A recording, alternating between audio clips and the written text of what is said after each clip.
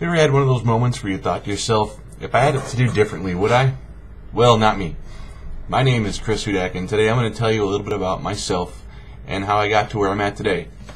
I'm going to tell you about my childhood, the reason I joined the Air Force, and why I'm sitting here in class giving the speech today. I'll start off by telling you a little bit about my childhood. I was born in Langley Air Force Base, Virginia in 1976. My father was in the Army and stationed at Fort Eustis. When I was 3 months old, my mother and father moved back to Minnesota, and my sister was born in 1978. When I was 4 years old, my parents divorced, and my mother raised my sister and I as a single mother, but I was very fortunate that my father was still in our lives. He took my sister and I 3 weekends a month, and we shared the holidays. We lived in Minneapolis, Minnesota until I was in 6th grade.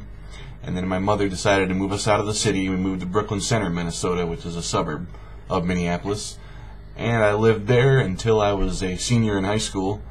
And my mother got married in 1992. After that, we moved to Champlin, Minnesota, which is a little bit further up the road. And I graduated from Champlin Park High School in 1994. Go Rebels! So now I told you a little bit about my childhood. I'm going to tell you a little bit about the reason I'm in the Air Force. After high school, my stepfather and I had a falling out, and I decided it'd be best to move in with my father. I went to North Hennepin Community College for a year.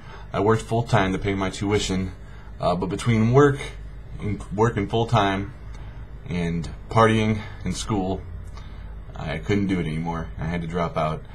My father got a little tired of me living in his house and making nothing of myself, so he decided he was going to give me 3 options. He said I could go back to school and pay him rent, or I could join the military, or I could go live under a bridge. So I decided the military would be the best option for me. So that's why I'm in the military. Good choice if you ask me.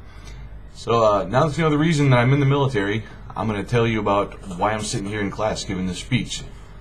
In 2011, the Air Force decided they were going to continue doing cuts. A big part of that was through the PT program, which is physical training. I had a good friend of mine kicked out of the Air Force in April of 2011 because he couldn't meet the fitness standards. He was one of the best workers I'd ever worked with, and I figured that if he wasn't safe, there was nobody that was safe.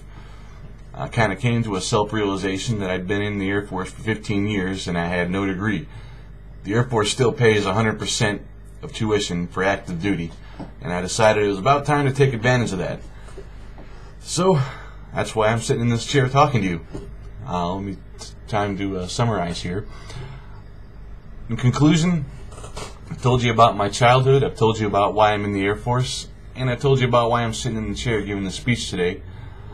I'm going to leave you with this final thought.